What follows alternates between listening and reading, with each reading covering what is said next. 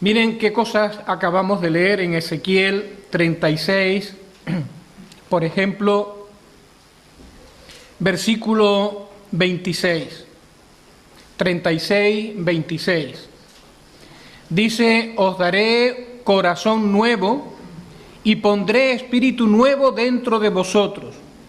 Quitaré de vuestra carne el corazón de piedra y os daré un corazón de carne.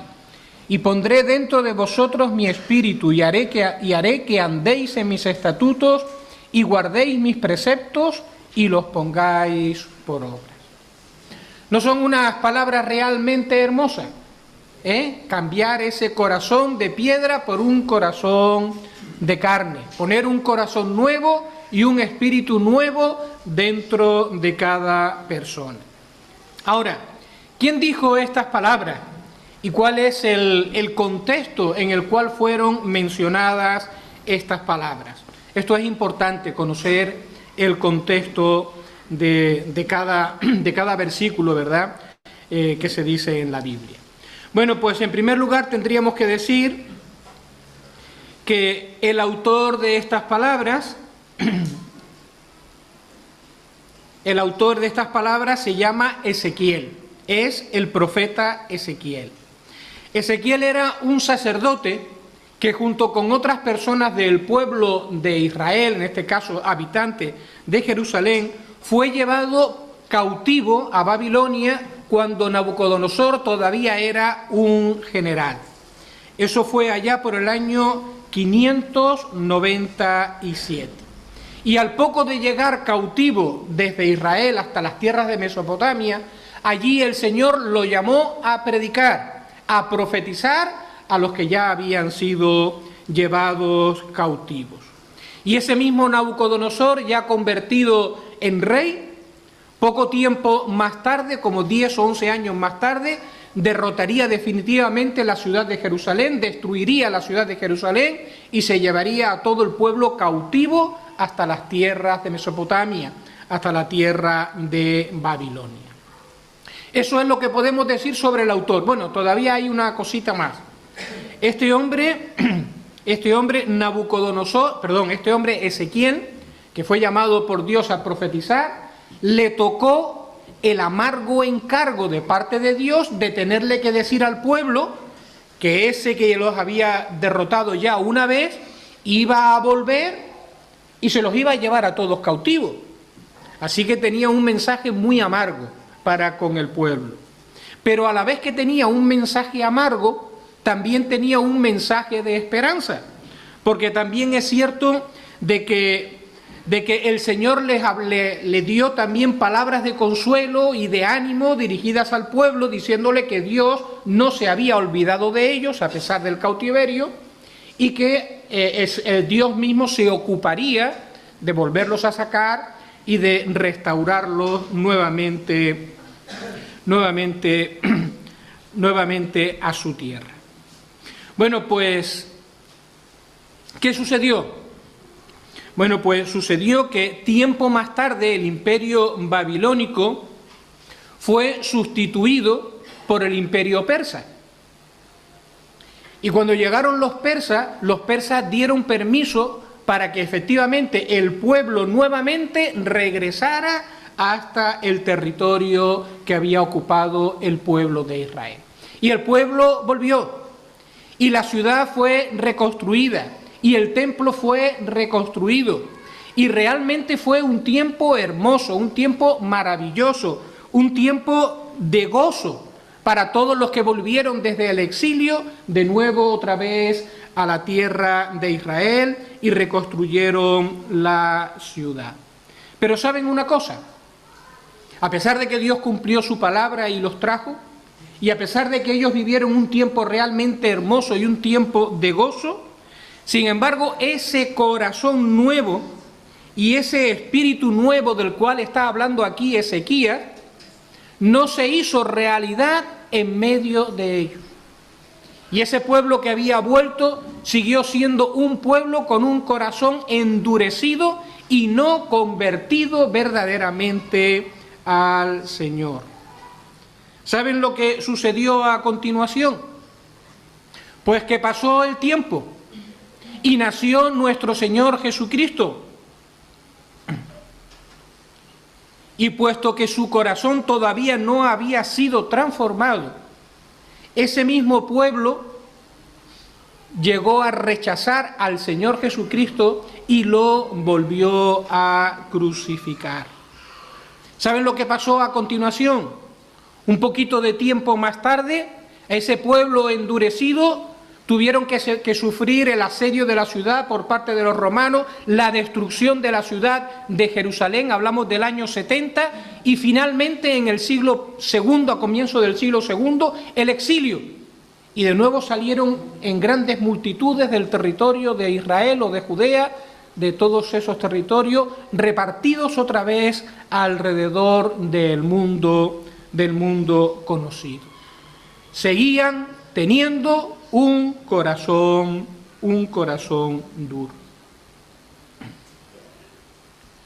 Pero ahora llegamos, dando un salto en la historia, a comienzos del siglo XIX, 200 años más para atrás. Y precisamente a partir del siglo XIX, y como consecuencia de ciertas olas de antisemitismo que barrieron Europa, la idea de regresar otra vez al territorio de Israel fue una idea que cuajó entre los judíos. Y a partir del siglo XIX, muchos judíos empezaron a regresar de nuevo al territorio de Israel. Pero cuando se produjo la gran avalancha, fue a partir del año 1948, cuando se funda el Estado de Israel.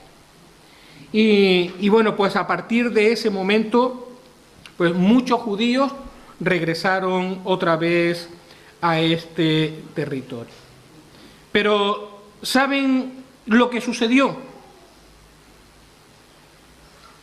Que ese corazón de carne, ese corazón transformado, sigue ausente en la experiencia de este pueblo.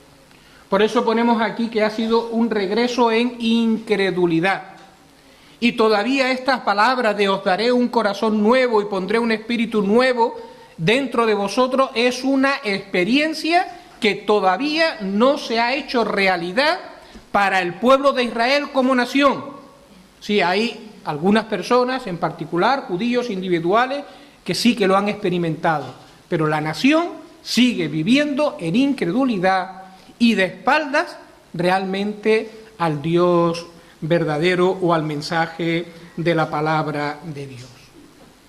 Así que uno se queda con una sensación extraña y dice, bueno, ¿y cuándo van a suceder estas cosas que acabamos de leer? ¿Cuándo va a experimentar este pueblo ese avivamiento de que habla Ezequiel? Y va a ser transformado ese corazón y se van a convertir genuinamente al Señor. Bueno, pues si seguimos indagando en los profetas y en la revelación bíblica, allí nos daremos cuenta de que esa transformación final tendrá lugar, ciertamente, al final de los tiempos, cuando el Señor Jesucristo vuelva otra vez a esta tierra. Habrá un tiempo de gran persecución, un tiempo de gran tribulación sobre el pueblo de Israel, sobre los judíos. Ello le llevará a clamar verdaderamente a Dios y en respuesta a ese clamor, el Señor vendrá. Y efectivamente en esos momentos ese pueblo finalmente experimentará ese cambio de corazón que hasta el día de hoy, como nación, todavía no ha experimentado. Y las palabras de Ezequiel dichas primeramente a ellos tendrán un cumplimiento completo. Ese corazón de piedra será cambiado por un corazón de carne. Pero claro, eso es el contexto.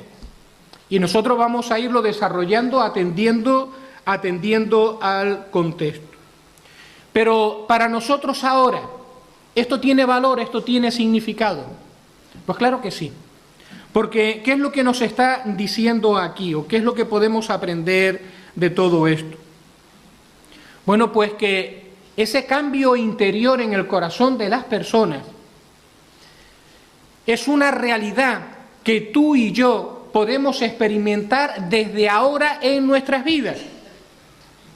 para ellos tendrá un cumplimiento futuro, pero para ti y para mí puede ser una experiencia que vivamos en el día de hoy y que vivamos en estos momentos. El Señor Jesucristo ya ha muerto, y ahora lo vamos a ver, y su sacrificio ha sido hecho en la cruz, lo recordábamos esta mañana, y por lo tanto esa posibilidad de cambio es real para toda la persona que oye y toda persona que cree en el Evangelio del Señor Jesucristo. Por lo tanto, lo que aquí se dice, pensando en los judíos en el futuro, es una ilustración de lo que Dios puede hacer ahora contigo, si tú estás dispuesto a arrepentirte y estás dispuesto a recibir al Señor Jesucristo en tu vida como tu Salvador personal.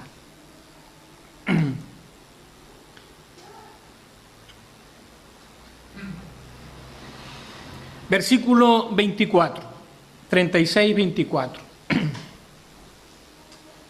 Profeta Ezequías le dice primeramente a este pueblo, cuando llegue ese tiempo en que Dios va a tratar de manera específica con la nación de Israel. Dice, y yo os tomaré de las naciones, y os recogeré de todas las tierras, y os traeré a vuestro país. Y os traeré a vuestro país. Miren, si nosotros abrimos internet y nosotros buscamos información acerca del retorno del pueblo judío a la tierra de Israel, pues no nos va a faltar mucha información al presente. Y vamos a ver, pues, historias verdaderamente increíbles, historias que son verdaderas odiseas, y vamos a ver también sufrimiento, y vamos a ver también personas que quisieron regresar y no pudieron. Muchos murieron también en el camino y no vieron ese sueño cumplido de reunirse o de encontrarse en el territorio de Israel. Aquí en la pantalla pues está viendo imágenes de diferentes grupos que a lo largo del siglo XIX y sobre todo del siglo XX pues llegaron al territorio de Israel.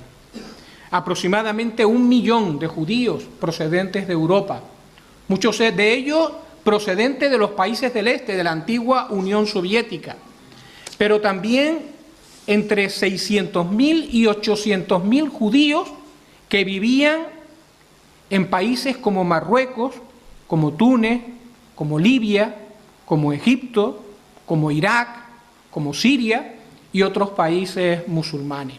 Y que después de la creación del Estado de Israel fueron expulsados, porque no se fiaban de ellos, y fueron expulsados de sus tierras o de donde vivían desde hacían generaciones y regresaron nuevamente al territorio de Israel. Y como hemos dicho, pues vas a encontrar un montón de información, de historias realmente fuertes o realmente duras. Pero cuando llegue el momento en que se cumplan las palabras que hemos leído aquí, entonces no habrá ningún obstáculo, ni ninguna reunión frustrada, porque será Dios mismo el que recogerá al pueblo de entre todas las naciones y todos los que estén esparcidos serán reunidos por el Señor en aquel lugar.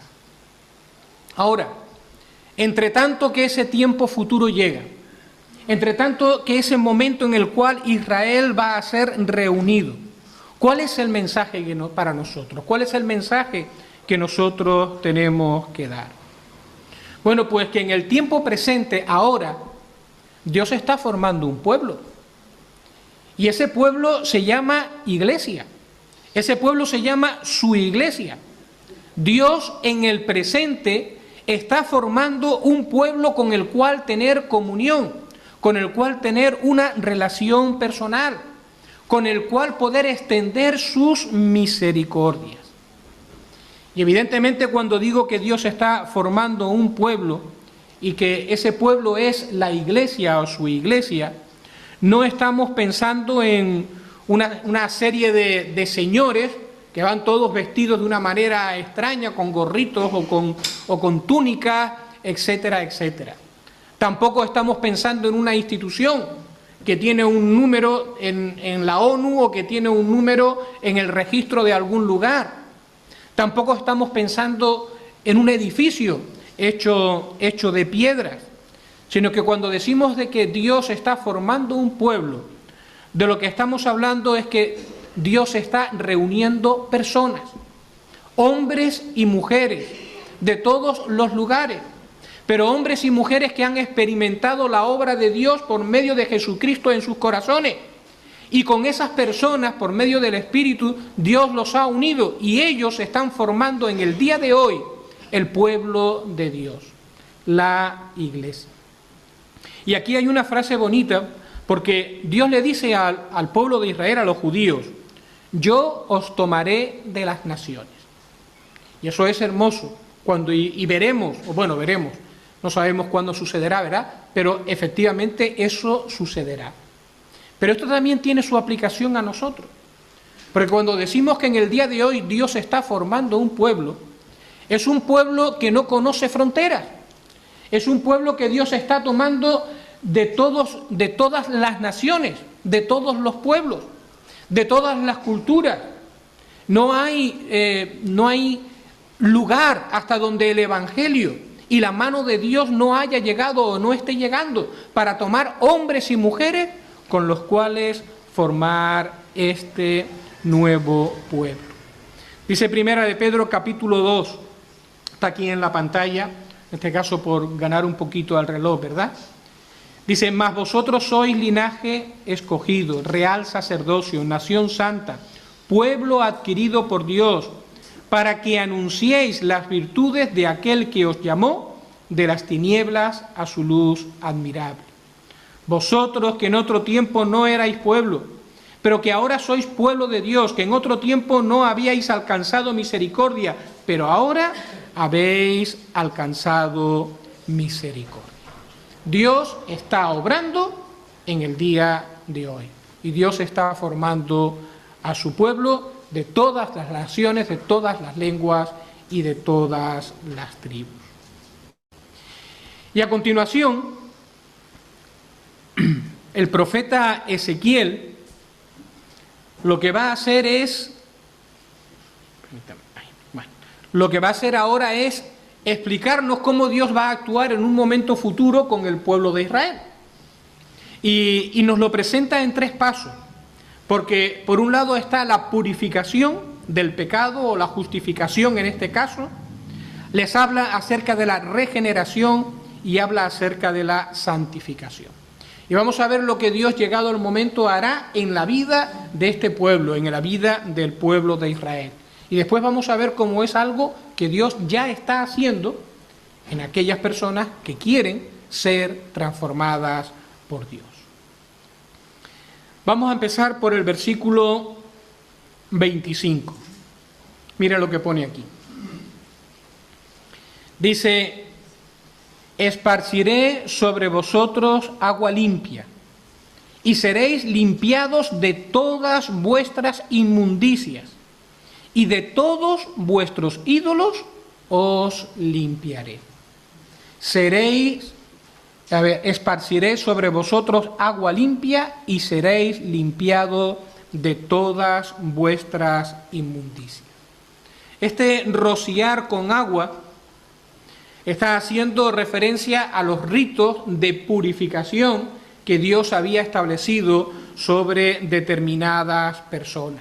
Por ejemplo, aquella persona que había tenido contacto con un muerto, o con los muertos, o con objetos que pertenecían a los muertos, y estaban contaminadas, y necesitaban ser purificadas, necesitaban ser limpiadas.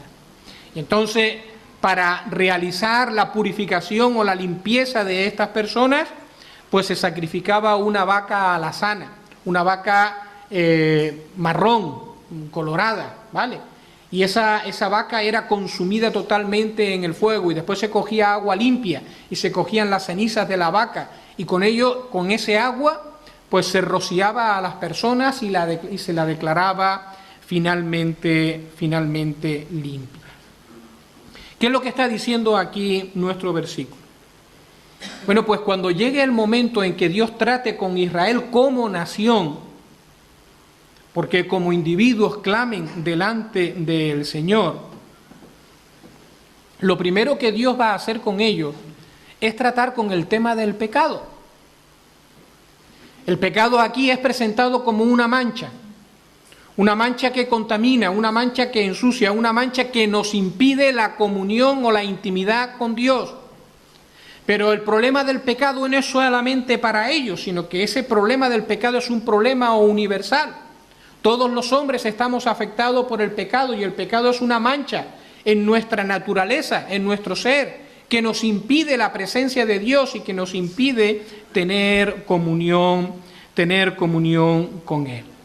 Bueno, pues llegará el momento en que Dios va a tratar con esta nación, que tantos quebraderos de cabeza, ¿verdad?, le da al mundo, y que tantas simpatías y tanta contrariedad pues le produce a uno y a otro. Pero Dios va a tratar con ellos. Y cuando tenga que tratar con ellos, ya no va a ser necesario sacrificar ninguna vaca, ni ningún otro sacrificio, para rociar el agua de ese sacrificio sobre estas personas. ¿Y saben por qué?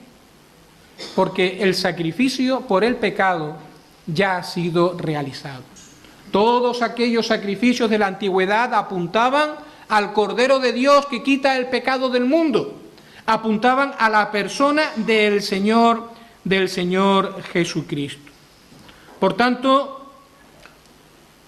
cuando el pueblo de Israel se encuentre cara a cara con el Señor en este tiempo de conversión, en este tiempo de transformación, lo que tendrán que hacer es no solamente arrepentirse de sus pecados, sino que tendrán que reconocer a Cristo como el Mesías que vino y que ellos rechazaron, pero no solamente a Cristo como el Mesías que ellos rechazaron, sino también como aquel que es el sacrificio por el pecado y el único que puede limpiarlos del pecado.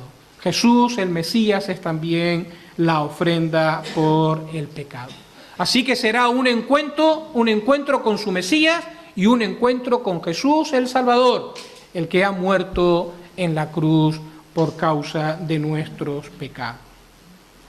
¿Y cuál es el mensaje para nosotros en esta tarde, queridos amigos? Bueno, pues que esa obra del Señor Jesucristo en la cruz, y que finalmente un día será aplicada a este pueblo hasta ahora en rebeldía, es una realidad presente para nosotros. Es decir, nosotros también podemos beneficiarnos de la sangre del Señor Jesucristo, porque no se trata solamente de limpiar el pecado del pueblo de Israel, sino se trata de limpiar el pecado del mundo. Se trata de que esa sangre que ha sido derramada para que todo hombre o toda mujer, y no un grupo especial, tengan la posibilidad de acercarse a Dios, de tener un encuentro con Dios, de poder experimentar en su vida la comunión con Dios. Esa sangre ha sido derramada para que la mancha de nuestro pecado sea borrada, para que la contaminación del pecado sea quitada, para que podamos por medio de la sangre del Señor Jesucristo ser declarados justos delante de su presencia, para que de esta manera, por medio de la sangre del Señor, no haya deuda pendiente delante de la justicia de Dios, ni tampoco nuestro corazón sea señalado como un corazón sucio o contaminado delante de Dios. Pero ¿sabe qué es necesario?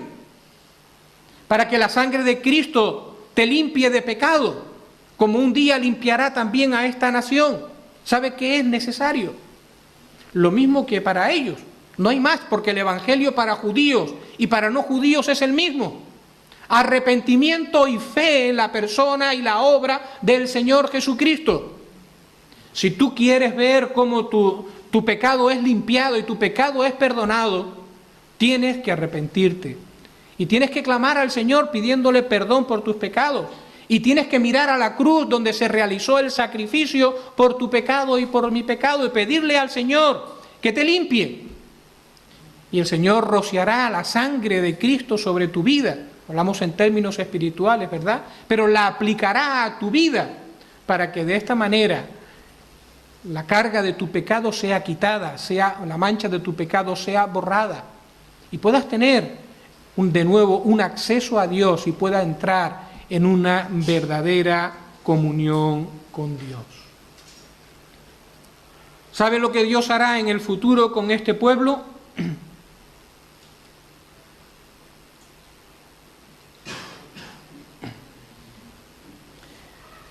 Les cambiará el corazón, aplicará la sangre de Cristo, pero también para limpiarles del pecado, pero también les cambiará el corazón. Y eso está en el versículo 26. Le dice Ezequiel a este pueblo: os daré corazón nuevo y pondré espíritu nuevo dentro de vosotros, y quitaré de vuestra carne el corazón de piedra y os daré un corazón de carne. Leía una frase en estos días que me llamó muchísimo la atención. A ver si aparece aquí en la pantalla. Aquí está. ¿La ven, verdad?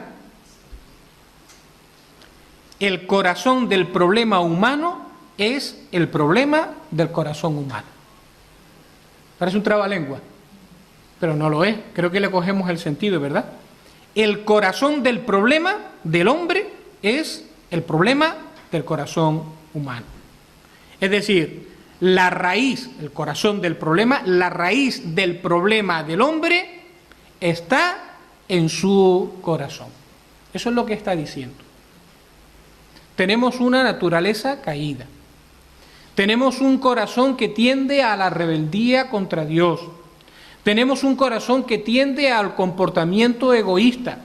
Tenemos un corazón que cuando menos lo descuide salen una cantidad de porquería de dentro que hasta a nosotros mismos nos asusta lo que somos capaces de hacer o lo que haríamos en un determinado momento.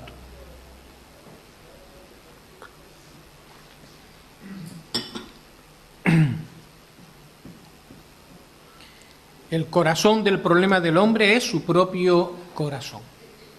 Por lo tanto, si nosotros queremos coger como se dice, el toro por los cuernos, o ir a la raíz del problema, a donde hay que acudir es al tema del corazón y a un cambio de corazón.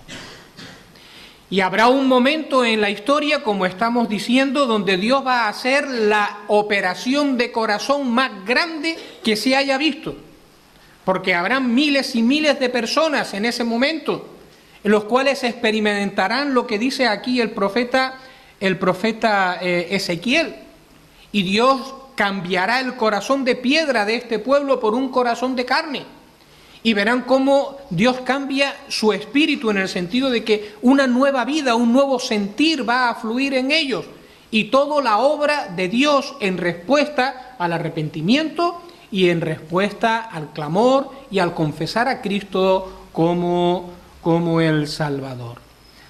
Les daré un corazón nuevo y pondré un espíritu nuevo dentro de ellos.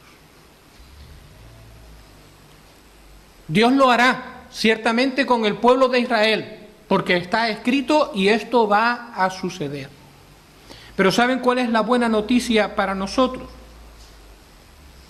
Pues la buena noticia es que esto que va a suceder con Israel como nación en un momento determinado de la historia es lo que Dios está haciendo ya en todas aquellas personas que miran a Jesucristo como su Salvador personal y que creen en el Señor Jesucristo como su Salvador personal.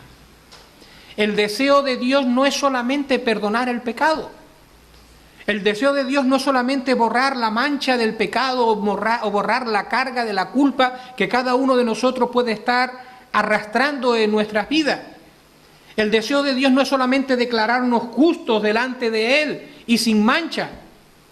El deseo de Dios es también cambiar el corazón, poner un corazón nuevo en nosotros, poner un nuevo sentir en nuestras vidas, una nueva fuente de vida y de poder dentro de nosotros. Es lo que la Biblia llama experimentar un nuevo nacimiento, hacer de nosotros una nueva criatura, hacer de nosotros una nueva persona. Segunda de Corintios capítulo 5. Segunda de Corintios capítulo 5.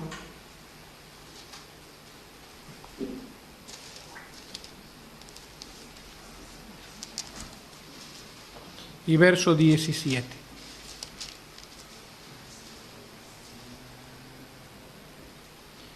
Mira lo que dice aquí. De modo que si alguno está en Cristo, nueva criatura es. Las cosas viejas pasaron, he aquí, todas son hechas nuevas. Y todo esto proviene de Dios, quien nos reconcilió consigo mismo por Jesucristo. El que está en Cristo es nueva criatura. ¿No es hermoso? Pues esto es precisamente, amigos míos, lo que Dios quiere hacer en nuestras vidas.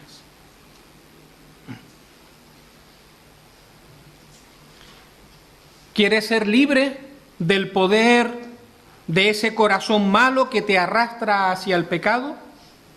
¿Quieres ser libre del poder de ese corazón malo que te hace daño y que daña a aquellas personas que te rodean? ¿Quieres que ese corazón endurecido por la vida, endurecido por tantas malas experiencias a nuestro alrededor, endurecido por el pecado, insensible hasta ahora a la voz de Dios, insensible incluso frente a las necesidades del prójimo, ¿quieres que sea cambiado por un corazón de carne? ¿Por un corazón tierno? ¿Por un corazón sensible? ¿Por un corazón que arde? ¿Por un corazón caliente? Es decir, un corazón lleno de la vida de Dios. ¿Quiere que sea transformado por un corazón que conoce el amor de Dios y que es capaz de darlo, de compartirlo a los que están a nuestro alrededor? ¿Es tu deseo? Dios lo hace.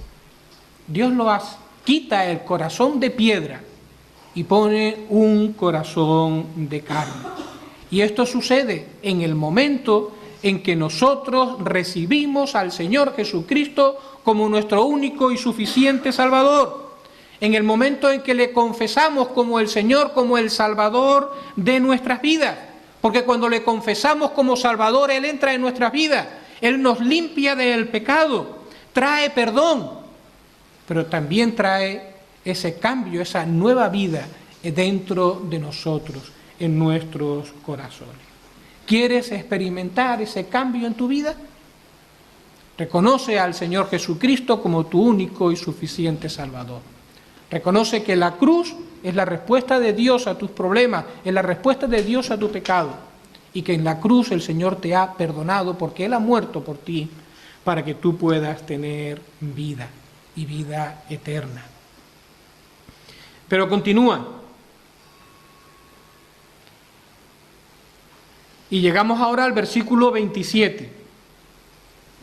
Y dice, y pondré dentro de vosotros mi espíritu, y haré que andéis en mis estatutos, y guardéis mis preceptos, y los pongáis por obra.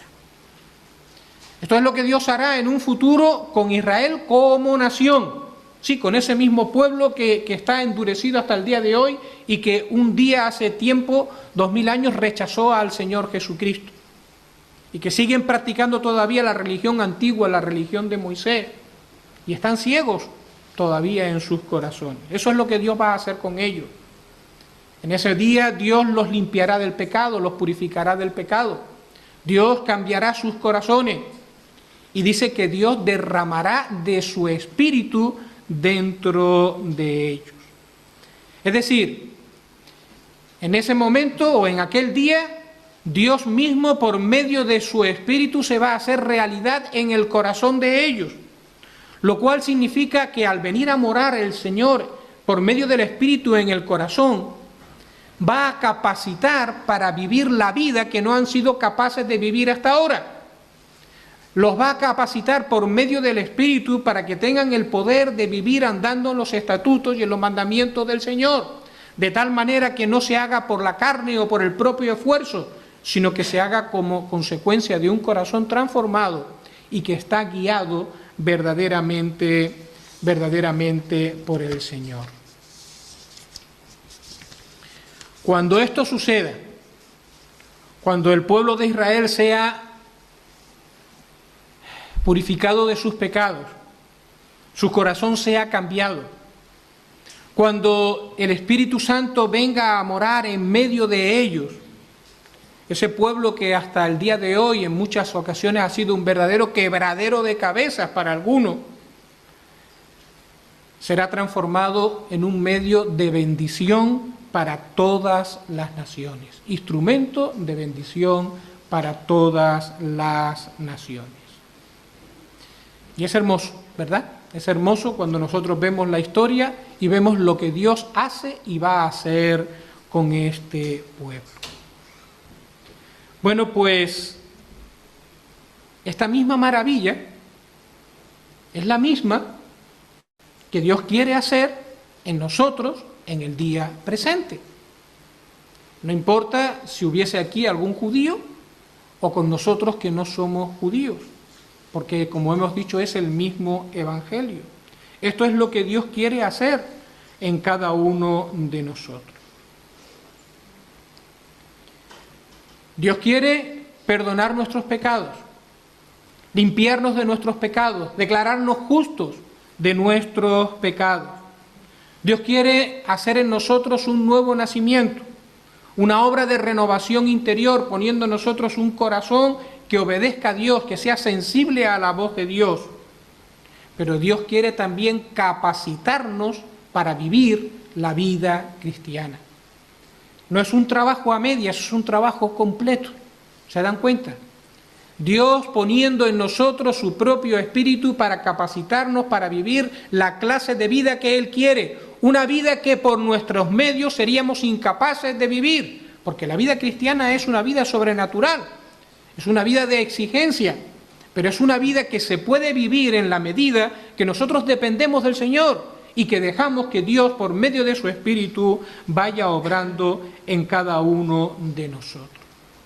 Y en la medida que nos dejamos guiar por Dios, por medio de su Espíritu, Dios hace de nosotros, que a lo mejor hemos sido personas que mejor tener lejos, personas que bueno, pues quizás hemos sido un desastre, hemos hecho mucho daño, no hemos sabido qué hacer, pues Dios puede cogernos y por medio de su Espíritu hacernos instrumentos útiles para Él y hacer que nuestras vidas sean una vida para la gloria de Dios y un medio de bendición para todas las personas que están a nuestro alrededor. Y eso lo hace Dios por medio de Jesucristo en aquella persona, hombre o mujer, que se quebranta y que le pide al Señor Jesucristo que sea su único y suficiente Salvador.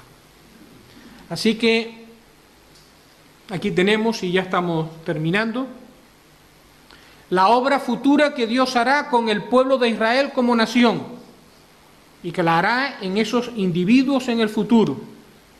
Purificación del pecado, transformación y santificación, vida nueva por medio del Espíritu Santo.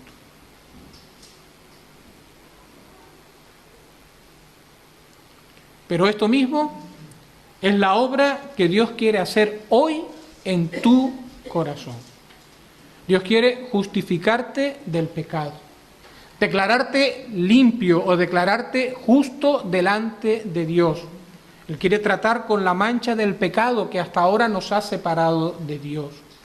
Dios quiere que experimentemos un nuevo nacimiento. Y Dios quiere que empecemos a disfrutar de la vida de Dios en nuestros corazones. Y quiere poner ese corazón suyo dentro de nosotros. No más ese corazón endurecido y ese corazón egoísta, sino que escapemos de su poder para poder vivir un corazón con un corazón nuevo, un corazón que busca a Dios. Y Dios no nos deja solos, porque Dios pone en nosotros su Santo Espíritu para que nos guíe en esa vida agradable, una vida que dependa de Dios, una vida que glorifique a Dios y que sea útil para los que están a nuestro alrededor. El pueblo de Israel hasta el día de hoy es un pueblo que vive en incredulidad y que en su mayoría siguen con el corazón endurecido con respecto a Jesucristo y al Mesías y a la esperanza que Dios les ha querido llevar. Pero ¿y tú? ¿Y tú qué vas a hacer? ¿Te conformarás con ver y criticar al pueblo de Israel? criticar a los demás, mientras endureces tu corazón a la palabra de Dios, al mensaje del Evangelio, y te resistes a entregar tu vida al Señor Jesucristo, a quebrantarte delante de Él. La invitación que Dios te hace en esta tarde es: arrepiéntete de tus pecados, confiesa al Señor Jesucristo como tu único y suficiente Salvador. Deja que el Señor obre en tu vida hoy, en esta tarde, desde ahora y para siempre. Que el Señor bendiga su palabra en nuestros corazones. Amén.